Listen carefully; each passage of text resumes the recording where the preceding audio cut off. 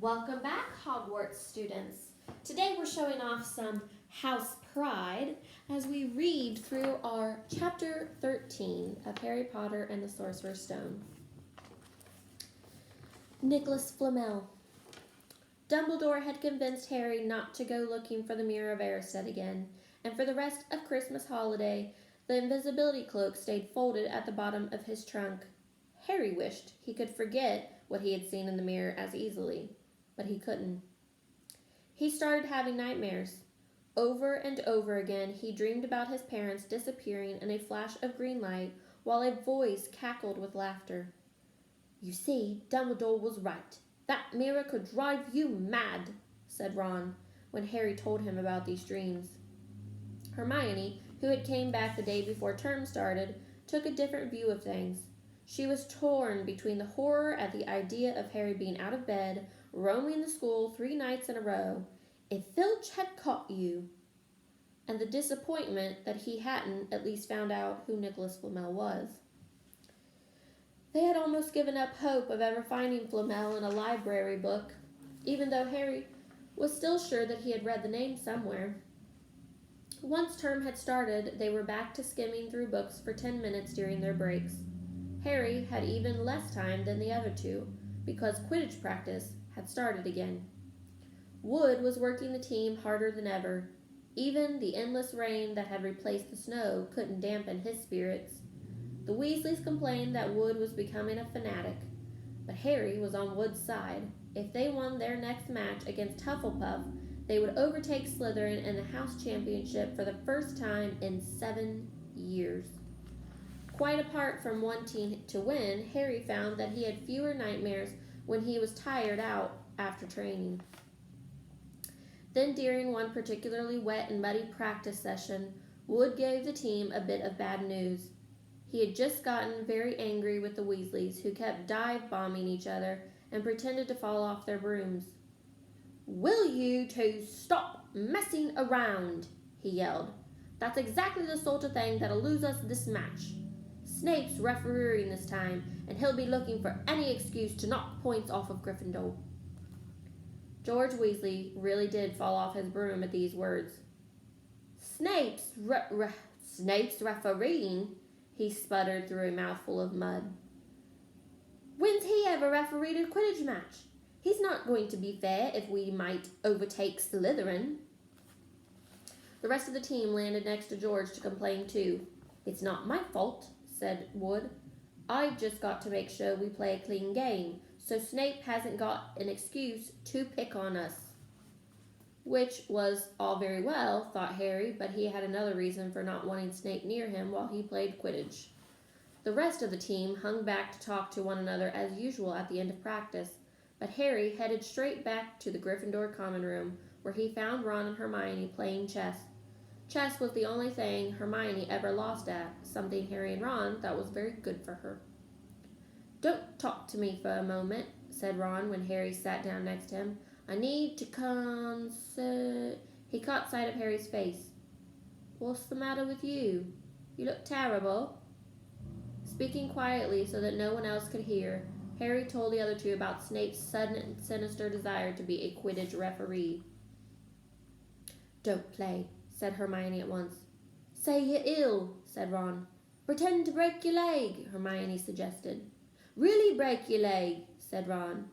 "I can't," said Harry. "There isn't a reserve seeker.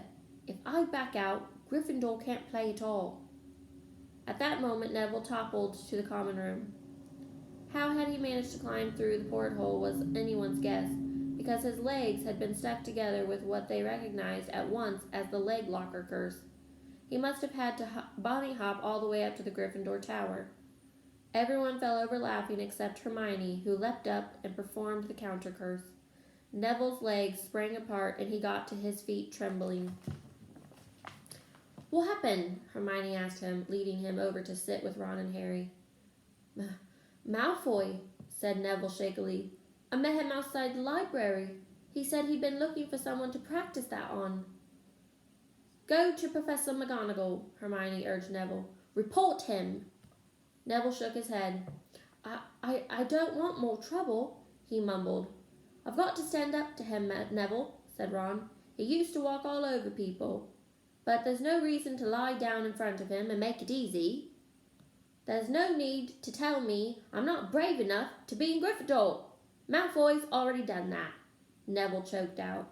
Harry felt in his pocket of his robes and pulled out a chocolate frog, the very last one from the box Hermione had given him for Christmas. He gave it to Neville, who looked as though he might cry. You're worth 12 Malfoys, said Harry. The Sorting Hat chose you for Gryffindor, didn't it? And where's Malfoy? In stinkin' Slytherin. Neville's lip twitched in a weak smile as he unwrapped the frog. Thanks, Harry. I think I'll go to bed. Do you want the card? I know you collect them, don't you? As Neville walked away, Harry looked at the famous wizard card. Dumbledore again. He was the first one I ever got. He gasped. He stared at the back of the card, and then looked up at Ron and Hermione. I found him, he whispered. I found Flamel. I told you I'd read the name somewhere before. I read it on the train coming here. Listen to this. Dumbledore is particularly famous for his defeat of the dark wizard Grindelwald in 1945, for the discovery of the 12 uses of dragon's blood, and his work on alchemy with his partner, Nicolas Flamel. Hermione jumped to her feet. She hadn't looked so excited since they'd gotten back the marks for their very first piece of homework. Stay there, she said. She sprinted up the stairs to the girls' dormitory. Harry and Ron had barely had time to exchange mystified looks before she was dashing back, an enormous old book in her arms. I never thought to look in here, she whispered excitedly. I got this out of the library weeks ago for a bit of light reading.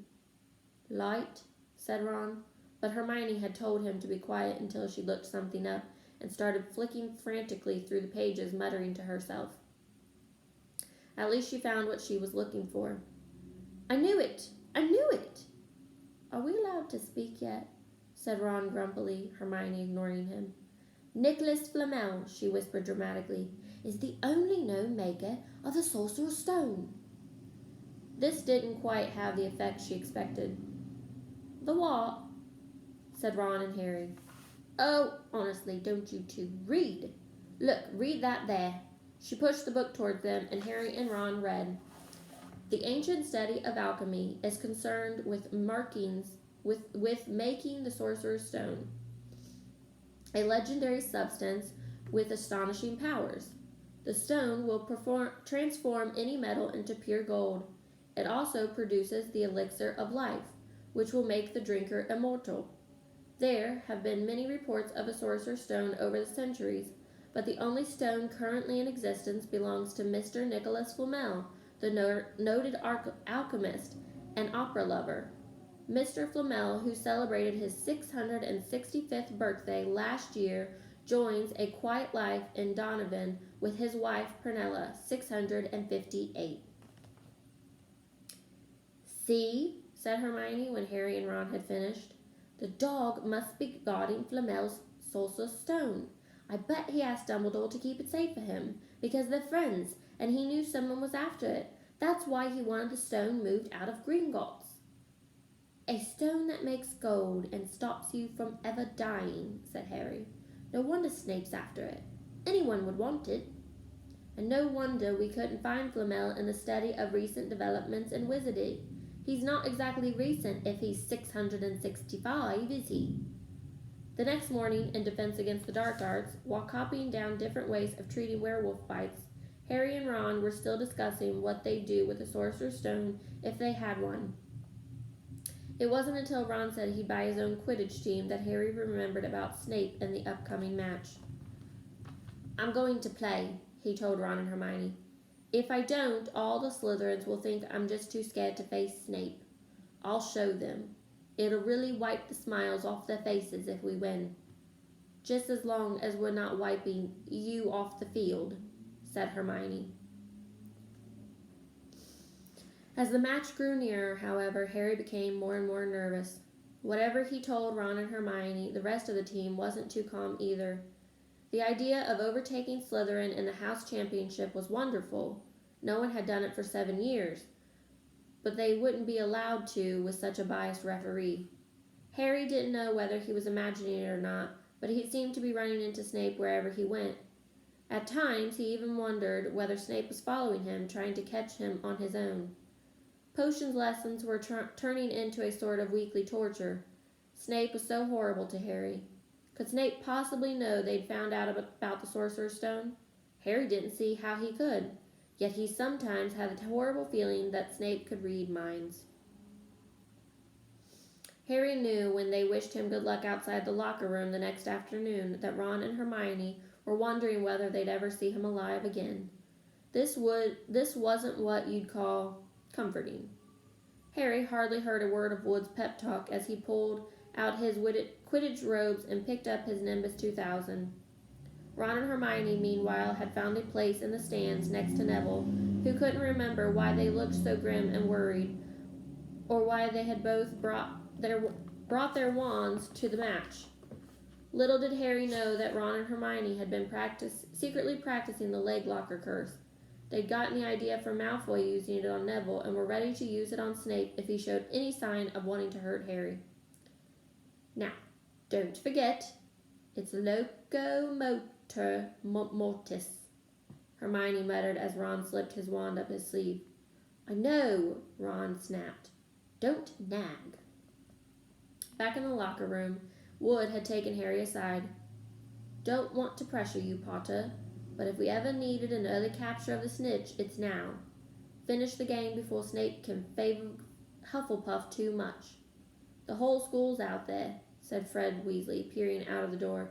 Even blimey, Dumbledore's come to watch. Harry's heart did a somersault. Dumbledore, he said, dashing to the door to make sure Fred was right. There was no mistaking that silver beard. Harry could have laughed out loud with relief. He was safe. There was simply no way that Snape would dare to hurt him if Dumbledore was watching. Perhaps that was why Snape was looking so angry as the teams marched onto the field, something that Ron noticed too. I've never seen Snape look so mean, he told Hermione. Look, they're off. Ouch. Someone had poked Ron in the back of the head. It was Malfoy. Oh, sorry, Weasley, didn't see you there. Malfoy grinned broadly at Crabbe and Goyle. Wonder how long Potter's going to stay on his broom this time. Anyone want to bet? What about you, Weasley? Ron didn't answer. Snape had just awarded Hufflepuff a penalty because George Weasley had hit a bludger at him. Hermione, who had all of her fingers crossed in her lap, was squinting fixedly at Harry, who was circling the game like a hawk, looking for the snitch. You know how I think they choose people for the Gryffindor team, said Malfoy loudly a few minutes later, as Snape awarded Hufflepuff another penalty for no reason at all. It's people they feel sorry for. See, this Potter who's got no parents, then the Weasleys who've got no money.